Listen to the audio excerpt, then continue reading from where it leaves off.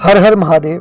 सबसे पहले आप सभी का बहुत बहुत अभिनंदन है कि जितने भी आप लोग मेरे इस नए YouTube चैनल को प्रोत्साहित कर रहे हैं, देख रहे हैं और देखने के साथ समझने का प्रयास भी कर रहे हैं। और कई सारे लोग अब देखने के साथ साथ समझने के साथ साथ मुझे फ़ोन करते हैं, जब मेरा पहले नंबर डाल रखा था तो उस आधार पे, तो उनसे मैं बात भी करता ही हूँ, जब पर हर समय नहीं कर पाता क्योंकि मेरी भी अपनी कुछ व्यस्तता है। अब मैसेज भी मैं सबके नहीं पढ़ पाता इस YouTube में, क्योंकि अब कोई कहे मैं एक एक वीडियो मैं बना के छोड़ देता हूँ, मैं दोबारा उसमें बहुत कम, मेरा अगर ध्यान करता है, मन करता है तो मैं देख लेता हूँ कमेंट्स, वरना मेरा कमेंट्स पर भी ध्यान नहीं जा पाता। अब उसमें मेरी आप जो मर्जी बोल सकते हैं, परंतु मेरा आशय किसी के लिए ये नहीं है कि किसी ने मुझे पूछा और मैंने उसको आंसर नहीं दिया। आज नहीं दिया तो आप दोबारा कोशिश कीजिए, तिबारा कोशिश कीजिए, तो मेरा आंसर जरूर आप लोगों को मिलेगा, सकारात्मक मिलेगा। हाँ, नकारात्मक अगर मैं कभी कुछ बोलता हूँ अपने वीडियो में तो किसी व्यक्तिगत विशेष व्यक्ति को टारगेट नहीं करता। आप ये सोचिए कि एक व्यक्ति थोड़ी है यहाँ पे, किसी ने मुझे नवार्ण मंत्र के संबंध में पूछा तो मैंने उनको कह दिया कि ठीक है। वीडियो फिर मैंने अनेक लोगों के ऊपर बनाया। किसी ने मुझे ये भी कहा कि मैं गायत्री मंत्र का जप किया, किसी ने कहा मुझे तारा, किसी ने कामाख्या, इत्यादि इत्यादि। तो अनेकों लोगों ने लाखों मंत्र जप किए, तो उनकी समस्याओं को धारण करते हुए अब एक का उदाहरण पे मैंने बोल दिया, तो उनको लगा कि मैंने उन्हीं के ऊपर विशेष करके बोला है और आत्मसम्मान उनका बहुत उनको ठेस लगी। मैं मानता हूँ दुखी आदमी कहीं दुख का निपटारा चाहता है, समस्याओं का निपटारा चाहता है, परंतु याद रखिए, गुरु अगर भाव रखोगे तो आपको परमात्मा खुद मदद करेंगे। बताने वाले व्यक्ति के प्रति अगर आप अनाप शनाप, जब आपके मन की हुई तो ठीक और नहीं हुई तो आप कुछ भी बोलोगे, तो याद रखिए आपको मार्गदर्शन मिलकर भी नहीं मिल पाएगा। क्योंकि नियति में ये जो गुरु और शिष्य, ये दोनों एक तत्व होते हैं। इनका आपस में मिलन तभी होता है जब जिज्ञासा होती है, और जिज्ञासा ऐसा नहीं, परीक्षा देकर, परीक्षा नहीं दोगे तो कैसे सफलता पाओगे। बात करने के लिए तो अनेक लोग चाहते हैं कि बात करें, और ऐसा नहीं है कि मैं बात नहीं करना चाहूँ, भविष्य में करूँगा, अभी नहीं कर सकता, अभी मेरी मजबूरी है, कुछ भी लगा लीजिए। फोन पर जिनके पास मेरा नंबर पहुँचा है वो लोग करते हैं और उनसे मैं बात भी करता हूँ, ऐसा नहीं है, परंतु सबके साथ बात हो सके ये भी संभव नहीं है। मैं जो वीडियो बना रहा हूँ उस वीडियो में आप लोगों का पूर्ण रूप से सभी समस्याओं का हल निकल जाएगा। अभी मैं ये जो वीडियो बना रहा हूँ इसको आप गौर से सुनिए, क्योंकि अगर मैं अब स्टोरी लगाने लगूंगा तो कोई सोचेगा कि मुझे दुख हो गया इसलिए मैंने इस विषय पे कंटेंट बना दिया, मतलब वीडियो बना दिया, तो मेरा वो भाव नहीं है।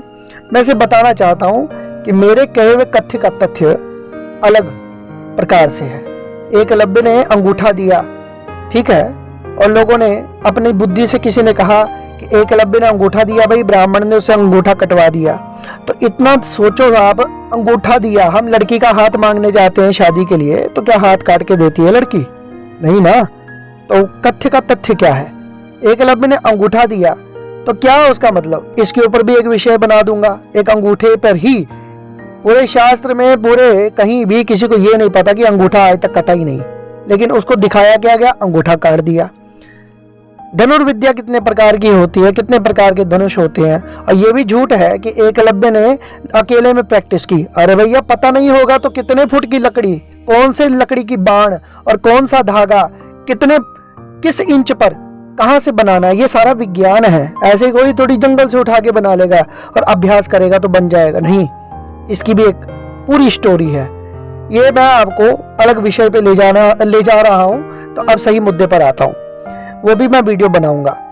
आप साधना करना चाहते हैं, करिए।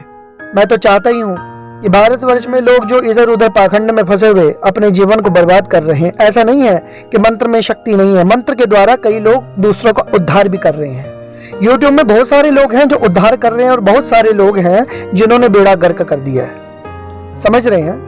अब मेरे को उसमें से कोई लोग बोलें कि भाई मैं हूं, तो भाई सीधी सी बात है, जो दिखता है वो बिकता है। जिस दिन होगा उस दिन सब बोलेंगे, और नहीं होगा तो फिर क्या है।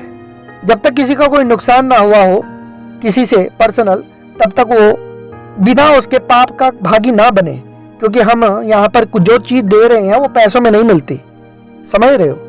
हमने जब गुरु की खोज में निकले तो गुरु की खोज में निकले तो घर छोड़ा, बाहर जाके सेवा की और खुद निकले बाहर ढूंढने के लिए। जब जहां पर एक मोड़ मिला कहीं पर, अब नियति आपसे अपने आप काम करवाती है। आप घर से बाहर निकलो तो सही। ये भी नहीं है कि कहीं आपकी भूख होनी चाहिए, प्यास होनी चाहिए गुरु से मिलने की। अब कोई नाम नहीं फिक्स होता कि बस निकल पड़ो, जहां पे आपका अंतर्मन जुड़ना चाहेगा, जहां नियति ले जाएगी जुड़ ही जाओगे। खोज तो होनी चाहिए ना जीवन में। अब रही बात, मैं आपको यहाँ पर बैठे बैठे एक सही तरीके से गाइड कर रहा हूं। कोई भी उपासना करना चाहते हो तो एक बात याद रखना, आपकी उपासना फलीभूत क्यों नहीं हो रही। गृहस्थी लोगों के लिए खास करके, गृहस्थ जीवन में उनके कुछ आज के समय में 90% परिवार पितृ दोष से पीड़ित हैं। पितृ सही प्रकार से सदगति ना हो पाना, या उनके ही पाप इतने बलिष्ठ थे, अनेक कारण हो सकते हैं, अनेक। लेकिन अगर वो प्रेत बन गए तो वो भी जीवन में साधनाओं को सफल नहीं होने देते। और फिर दूसरी बात है कि आदमी ग्रसित हो जाता है, और जब कहीं जाता भी है तो वो दोषों के कारण से वो गलत ही जगह फंस जाता है। देखा नहीं आपने, तांत्रिकों के चक्कर में माँ बहनों की इज्जत लुट जाती है, पैसा बर्बाद हो जाता है। क्या है, सबसे पहले अपने घरों का पितृदोष निपटारा करें। कैसे? वैदिक कर्म से। किसी अच्छे ब्राह्मण को, विद्वान को अपने घर में बुलाओ, अष्टादश भागवत का 18,000 श्लोकों का पहले उसका पारायण करवाओ, और फिर त्रिपिंडी श्राद्ध करवा दो। इतना करने से पितरों की शांति हो जाएगी। भूत भी बना होगा, प्रेत भी बना होगा, तो इसके करने से शांति हो जाएगी। यह ध्रुव सत्य है, इसको कोई नकार नहीं सकता, और हमारे अनुभव है। दूसरी बात, अब आप पर्सनल जो उपासना करना चाहते हो उसके लिए क्या किया जाए। देखो, अपनी रक्षा स्वयं करनी पड़ेगी। दूसरा तो कुछ समय के लिए अनुष्ठान करेगा, लेकिन पग पग पे रक्षा आपको स्वयं के लिए कुछ चाहिए। मैंने एक शिव कवच डाला है, अन्य और भी कवच डालूंगा। राम रक्षा किताबों में बड़ा है, लेकिन पढ़ने में उसका कहां से कहां पढ़ना है ये अंतर लोगों को पता नहीं चलता, तो ये बताया जाएगा। तो आप शिव रक्षा स्तोत्र जो कवच है उसको पढ़े, उसको सिद्ध कर ले। वो मैंने बता दिया, 1100 बार पढ़ के साधारण सिद्ध हो जाता है। अधिक से अधिक फलम, जितना कर सको उतना ज्यादा फल है। 11,000 कर दो तो मैं तो कह रहा हूँ भूत प्रेत चिपका भी होगा किसी पे, वो अभिमंत्रित करके जल पिला दो, फेंक दो, छीटा, भाग जाएगा, गायब हो जाएगा। अब दूसरी बात, कवच के बाद आप जो मंत्र या स्तोत्र मैंने बताया है, अष्टोत्तर शत दुर्गा का, या जो मैं मंत्र बता दिया कि जयंती मंगलाकारी, इस पे भी एक वीडियो अलग से बना दूंगा कि इसका अब अनुष्ठान कैसे लिया जाए एक और। तो इस प्रकार से आप इस मंत्र को, नहीं तो भगवान शिव का जो मैंने पंचाक्षरी मंत्र है, स्त्रियों के लिए शिवाय नमः और आदमी पुरुष के लिए नमः शिवाय, इसमें यज्ञोपवीत की आवश्यकता नहीं है। ओम के लिए तो यज्ञोपवीत लगता है।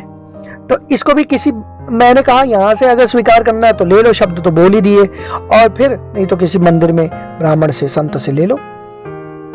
और जो विधान मैंने बताया 120 माला का रात्रि को, वो पंचाक्षर के लिए। जयंती मंगली कली पर मैंने एक वीडियो बना देता हूं, आप उसको देखिएगा, सुन लीजिएगा। तो आप जब कवच और उसके बाद आगे का पाठ और कैसे बैठते हैं, इस पे भी एक वीडियो बना दूंगा कि पूजन में जब बैठना है तो कैसे आचमनी लेनी है। देखो, अलग अलग प्रकार के विधान होते हैं। तांत्रिक क्रम में तांत्रिक प्रकार से आचमनी लिया जाता है, तो अन्य में साधारण जैसे केशवाय नमः, नारायणाय नमः, माधवाय नमः, ये साधारण आचमनी लेकर भी बैठा जाता है। अपना आसन होना चाहिए, अपनी माला होनी चाहिए, और एक समय निश्चित होना चाहिए कि इतने समय हम बैठना चाहते हैं तो इतने समय ही बैठेंगे। समय से बैठना है, आगे या पीछे नहीं। नित्य नियम भी एक समय से करो। आज जिसका काम ही अस्त व्यस्त वाला है तो वो ये मान ले कि मैंने ये करना ही करना है, जब तक मैं ये नहीं करूंगा अपना नियम, तब तक मैं खाना नहीं खाऊंगा। जब आपके अंदर इतनी दृढ़ निष्ठा आ जाएगी, इतनी पुष्टता आ जाएगी, तो आपका मंत्र कैसे चैतन्य नहीं होगा। फिर एक और बात, जीवन बदलना पड़ेगा। अब इस वक्त पर्व जब भी कोई चलता है उसका फायदा उठाओ। माघ मातम चल रहा है, माघ महीना चल रहा है, रोज सवेरे कहीं अगर कुआं या तालाब हो, नदी हो, तो वहां जाके नहाओ। नहीं है तो फिर सवेरे सवेरे उठ के नलके के पानी से नहा लो। संकल्प जरूर लेना है। घर में नहा रहे हो तो उसी में गंगा जल इत्यादि मिला दो। तो इस प्रकार से स्नान करने से माघ के आपके जन्म के जितने पाप हैं वो नष्ट होंगे और फिर आपके द्वारा की हुई जो क्रियाएं हैं वो ज्यादा अच्छी अपना फल देंगी, क्रियाशील हो जाएंगे। तो ये मैंने आपको साधारण सी बात बताई है कि आप कोई भी समस्या में फंसे, एक बार करे तो सही। बहुत मतलब दिन भर के काम है तो रात्रि वाला विधान कर लो पंचाक्षरी का, 11 बजे से 2 बजे तक 120 माला करना है। अब कर्मकांड में किस प्रकार से बैठते हैं वो मैं एक वीडियो बना दूंगा, ठीक है ना।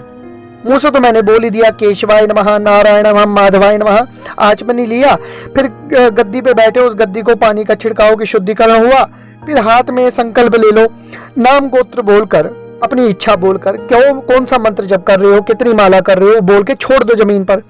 गुरु का ध्यान करो, गणपति का ध्यान करो, फिर अपना माला जो है वो उसको जप करो, पाठ को करो। और जब सब हो जाए अंत में क्षमा प्रार्थना कर लो। मंत्रहीनम क्रियाहीनम संस्कृति में आता है तो बोल दो, हिंदी में बोल दो कि नहीं मंत्र आता ना क्रिया आती है। ऐसे बोल के फिर जल लेकर जो मैंने पूजन किया, जो मैंने जप किया, शिव की कर रही हो तो शिवार्पणमस्तु, दुर्गा का कर रहे हो दुर्गा अर्पणमस्तु, है ना, गणपति का कर रहे हो तो गणपति अर्पणमस्तु, ऐसे आप कर सकते हो। तो ये साधारण सी चीजें हैं, बहुत टिपिकल अगर लेके चलोगे तो वो तो फिर कर्मकांड का क्षेत्र आ जाता है। साधारण उपासना इस प्रकार से करो और फिर जो जल लिया उसको जमीन पे छोड़ने के बाद अपने मस्तक पे लगा दो, क्योंकि अगर ऐसा करोगे तो पूजा का फल जो है आपको मिल जाएगा, नहीं तो इंद्र ले जाता है, ऐसा बताया जाता है। शुद्ध वस्त्र पहनो, ये नहीं कि जने खने लैट्रिन बाथरूम वाले वही कपड़े, शुद्ध वस्त्र, पूजा वाले अलग ही रख लो। पुरुष हो तो कम से कम धोती में पहने, धोती तो अपनी शुद्ध रखे पूजा वाली। इतनी चीजें साधारण, धूप जलाओ पर वनस्पति रसोद्भूतो, जड़ी बूटियों की, नहीं तो ना जलाओ। दीपक लगाओ, ठीक है ना, तेल का तामसिकता जरा पैदा करता है, नहीं तो कोई भी दीपक लगाओ, तिल का लगाओ, घी का लगाओ, सर्वश्रेष्ठ। बाजार का डब्बे वाला घी मत लगाना, ठीक है, शुद्ध ही लगाओ, नहीं तो मत लगाओ। आप ये साधारण सी प्रक्रिया मेरी बात समझ गए होंगे कि आप इतना सा काम कर लो, आपका कल्याण होगा ही होगा। पितृ समस्या से सारे लोग ग्रसित हो रखे हैं, इसलिए लोगों को मंत्र जप तप का फल नहीं मिल पाता। तो आप किसी भी प्रकार से अपने पितरों की शांति करवाएं, यही मार्ग सबसे सर्वश्रेष्ठ है जो मैंने बताया है। और एक बात, एक सच्चाई बताऊं आपको, मैंने जिन जिन को ये कुछ मंत्र जो उपासनाएं करवा रखी हैं उनके अनुभव यही आते हैं कि घर में किसी के क्या हो रहा है, बहुत सारे अनुभव कौन उनके पास आ रहा है, जब बताते हैं तो बड़ी प्रसन्नता होती है कि हाँ लोगों की साधना जो है जागृत हो, पर जैसे बताया है वैसे ही करना है, मनमाना कुछ नहीं करना। गायत्री मंत्र वालों के लिए कहूंगा, यज्ञोपवीत के बिना गायत्री मंत्र का जप नहीं करना चाहिए, यज्ञोपवीत संस्कार होना आवश्यक है, प्रायः लुप्त हो रहा है। 7 पीढ़ी तक जिसके घर में यज्ञोपवीत नहीं होता वही आगे जाके धर्म परिवर्तन करेगा, ये सत्य है, सत्य है, सत्य है। अपने आने वाली पीढ़ी को यज्ञोपवीत संस्कार लेना चाहिए। अधिकार क्रम से किसका अधिकार है, यहाँ पे जात पात की बात नहीं चल रही, यहाँ पे अधिकार की बात चल रही है। हर मंत्र हर किसी के लिए नहीं होता, इसलिए यज्ञोपवीत के लिए जो लोग दीक्षा ले चुके हैं वो भी बिना यज्ञोपवीत के, तो सोच लीजिए कैसे चांडाल खोपड़ी वाले वो गुरु लोग थे, गुरु घंटाल थे। और अपनी मर्जी से अगर आप जपते हैं तो बंद कर दीजिए, नहीं तो नुकसान होगा। मैं डरा नहीं रहा, आप करिए, और वैसे भी आप बोल ही रहे हैं कि आप परेशान हैं, तो साधारण तरीके से शिव उपासना कीजिए, भगवती की उपासना कीजिए। जरूरी क्या है, कल्याण ही तो करना है। तो मंत्र तो हर मंत्र में अपनी शक्ति है, ऐसा किसी को कम या ज्यादा मत आकिए। आप अपना कल्याण करना चाहते हैं, यहाँ इस वीडियो में बने रहिए, इस चैनल में बने रहिए। भविष्य में अनेक उपासनाएं साधनाएं आपके लिए जो अच्छी होंगी आपको करवाई जाएंगी, आपको बताई जाएंगी। समय आएगा जिस दिन हम आपसे बात करेंगे, लाइव भी होकर बात करेंगे, ऐसा नहीं है कि नहीं करेंगे, जरूर करेंगे और मार्गदर्शन भी देंगे, और बिना किसी उसके, परंतु आपके भाव होने चाहिए कि गुरु निष्ठा होनी चाहिए, समझ लो। और एक बात, गुरु निष्ठा आदमी के किए हुए कर्म से ही पता चलती है। अब आप गुरु का अपमान करो, और फिर एक बात याद रखना, विद्या फलीभूत तभी होती है जब विद्या को विद्या की तरह सम्मान दो, ठीक है ना। और याद रखना कि हमेशा हर विद्या के प्राप्ति के बाद गुरु दक्षिणा होती है। ये गुरु दक्षिणा आपको मैं एकलव्य के ऊपर वीडियो बनाकर समझा दूंगा कि दक्षिणा का क्या महत्व है और विद्या का क्या महत्व है। हर हर महादेव।